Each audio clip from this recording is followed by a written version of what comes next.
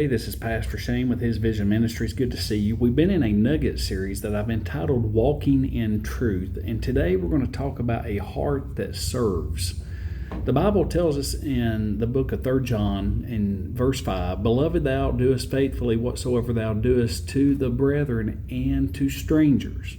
So I'm going to explain all that.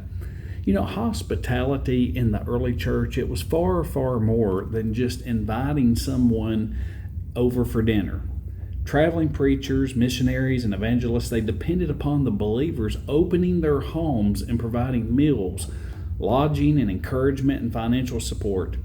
And we see here that Gaius had faithfully served without seeking any recognition whatsoever. And so here's what I want to say today. Friend, serving others has always been one of the clearest demonstrations of genuine faith. Jesus himself washed his disciples' feet, and what he was doing was he was teaching that greatness in God's kingdom, that is the kingdom of God, is measured simply by humility rather than position. And so I want to say this today, friend. Many believers, they underestimate the significance of simple acts of kindness. You know, preparing a meal, making a phone call, writing an encouraging note, praying faithfully for someone, or even welcoming a visitor at church. All those things may seem ordinary, but yet God often uses ordinary acts for one purpose, and that is simply to accomplish extraordinary purposes. And so, you know, this pastor here that's mentioned in this book probably never preached to large crowds. He probably never performed any type of miracles, obviously, but yet his generosity has strengthened those who did. Every missionary that he encouraged continued proclaiming the gospel. Why was that? Simply it was because someone faithfully stood beside them. And that same principle remains true even today. Every church ministry depends upon faithful servants whose names may never appear on any platform. Maybe it's nursery workers, greeters, musicians, people that do maintenance or volunteer for maintenance or for a building program, teachers, generous givers, all contribute to God's kingdom work. And you know, today we live in a culture, and our culture celebrates visibility, and that's really a sad thing. But heaven, I want you to know right now, celebrates faithfulness.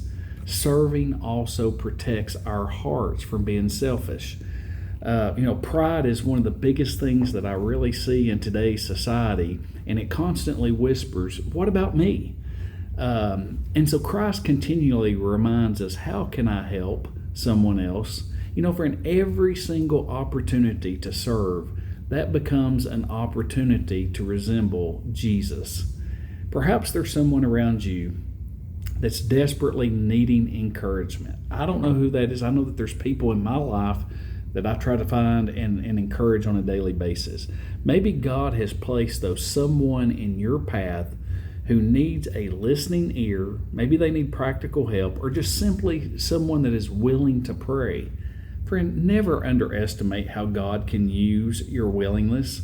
Listen, faithfulness often looks ordinary while we're living it, and so yet eternity reveals its lasting impact. So today ask yourself this one simple question. How can I, and I'm asking myself this question, how can I intentionally serve someone today without expecting any type of recognition or praise? Friend, here's what I really want us to take away from this nugget today.